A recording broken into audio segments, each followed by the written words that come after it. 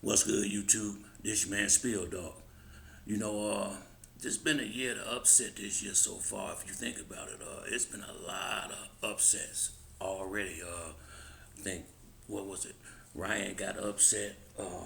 Deontay Wilder got upset. It was another big upset we had a couple of months back.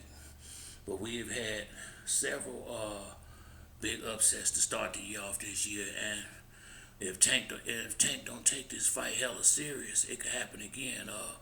I think Frank gonna be the most athletic guy Tank been in the ring with up to this point, and I think you know I think Frank really want to win this fight just like Tank do. I think he ready to come in there and go balls to the wall. We gonna see. But I go back to the competition that they both fought and experienced. Both of those lie in Tank favor. And then I also think power and speed lie in Tank favor. So where's Frank Martin's advantage? Well, he's bigger. He's naturally bigger, naturally taller. He got an inch on him in arm length.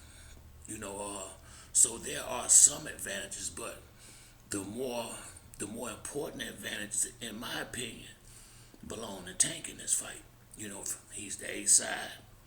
I think he's the faster of the two. I think he's the better boxer of the two. I think he's the smarter boxer of the two. I think I think Frank is hungrier than Tank at this point in his career. I think uh, Frank is the strongest fighter Tank gonna beat him fought to this point. Is he stronger than Tank? I'm not sure about that. Tank seemed to be pretty strong. Once again, he'll be the most athletic, and he's also a southpaw. And I think Derek James might be the best trainer that Tank and Calvin has went up against to this point so far. So I think Derek James is the X factor to some degree for Frank Martin. By Derek James being an ex prize fighter himself, and by him having all these fighters going off his plate now. All he got to worry about now is Frank Martin. You know, it's just too bad that Earl didn't get this type of attention he gonna give Frank when he fought Terrence Crawford. You know, Derek let Earl down big time. But I think just like with Ryan Garcia, Derek James got something to prove now. He want to be able to prove to the world that he can win high level fights without Earl Spence Jr. And the first fight with Ryan, well, it looked at it went fine, but we got this PED situation, so that put a stain on that. He lost Bud. He lost to Canelo already. Now you finna go in there with Tank with your best, with your good young fighter, and a good game plan could make this tough.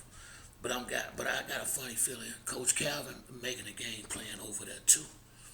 I think this is gonna be one of the best trainers that Derek James went up with in the same token.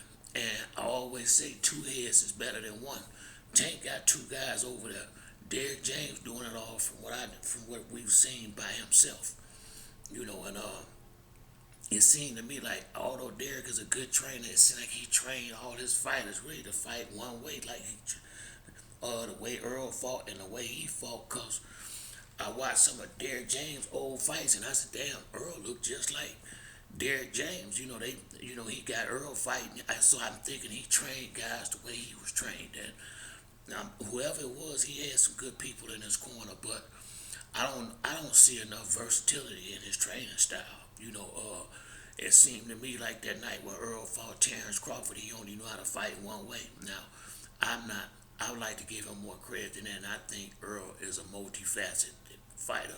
Going to the Olympics to let you know that, but you could get stuck into a mold, and it just seemed like he was just looking to do what he had been doing to everybody else. There was no variation there, and Terrence Crawford was completely ready for that fighter that he brought in the ring, because that's the fight that he'd been watching all these fights. And you'd have thought Derek James at this level would have knew to change that up. You dig? So I'm I'm not sure if they only know how to train the fighters to fight the one way. Now the one way is effective, and all Derrick James fighters punch hard. And one the people that wasn't knocking dudes out, once they get over there with him for a while, they start knocking fighters out. Charlo was proof of that. You know, Charlo, once he got with Derrick James, he started knocking everybody out. You know, all the fights he won. So Frank been a pretty strong, tough fighters too. But when I go see, I always go look at who I got been in the ring with, and I ain't impressed at all. I'm just gonna keep it. I'm gonna keep it a buck. I think he got a couple of high C's on there, but I don't even think it's been a solid B level fighter he been in the ring with. Not in my opinion. The guys and the names I saw on that resume, I take that back. Michael Rivera is a solid B fighter. I take that back, but he ain't had a lot of real smoke. You dig? This gonna be a whole new arena for Frank, no doubt. Tank done been in there with Jose Pedraza. He done been in there with Mario Barrios. He done been in there with Leo Santa Cruz. He done been in there with a lot. I ain't gonna say Roddy Romero, but he's definitely a big puncher. The boy Hector Garcia. I think it was Hector Garcia. Uh, Tank been in there with some solid fighters. And a lot of them could punch. I mean, Gamboa, he's fought a much higher level of competition up to this point than Frank Martin has. So Pitbull Cruz, Tank been in some fights, and this is gonna be Frank's first real fight. This or a second, you know, Mike Rivera, I give him that. This is gonna be his second real fight under the biggest stage you could be in boxing. And you know, everything cool right now. It ain't time to make that.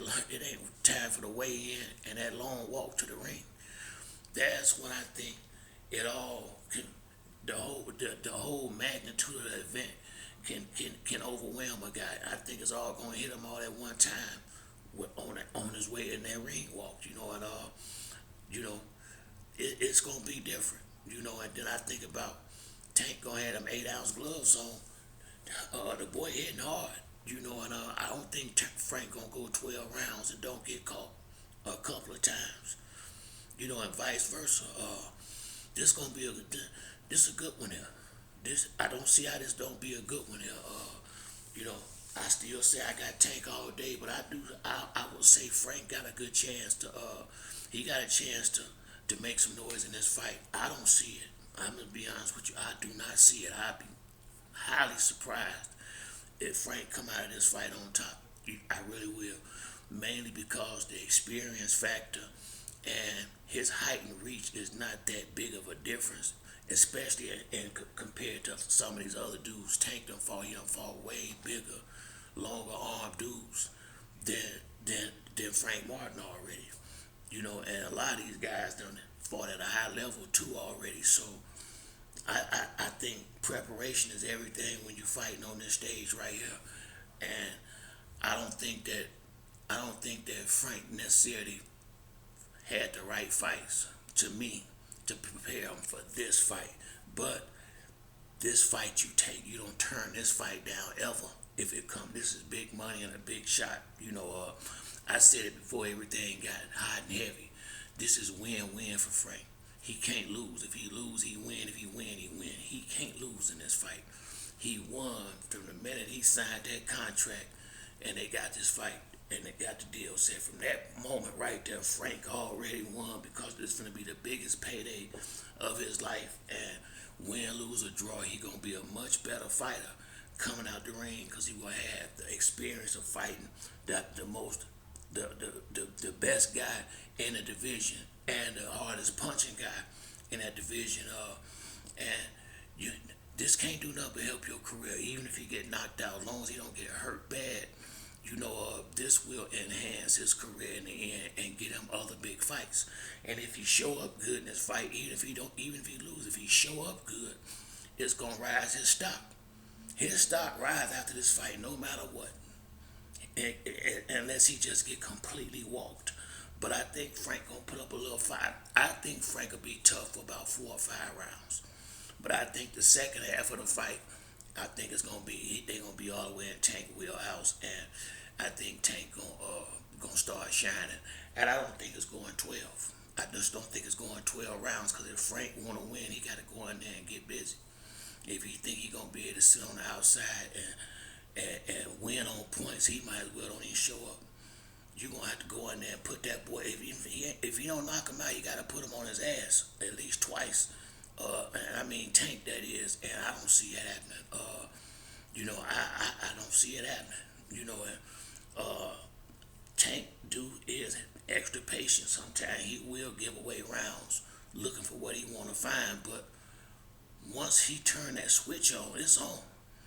And I just don't think, I really just don't think Frank gonna know enough to be able to be able to stop it once if it comes to that point. If it get to that point where it turn all the way up, I don't know if he will be experienced enough to catch and shoot on this level. Under this type of fire, there's gonna be some heat in there, and Tank got the most wicked uppercuts I have seen in the game as of now. What's going on now? Them uppercuts Tank got, can't take them. You can't take them. Can't nobody in the division take them. You get caught with that flush, you go down. You will not eat that. You ain't gonna eat that. You going down. You get caught with that uppercut. You gonna take a seat. Ain't no doubt about it. You ain't gonna be able to eat that one. So Frank got to stay on point on defense, and this it right here. They finna get busy. This gonna be a fight of the year type fight. They finna get busy in there. And I'm thinking 9 rounds.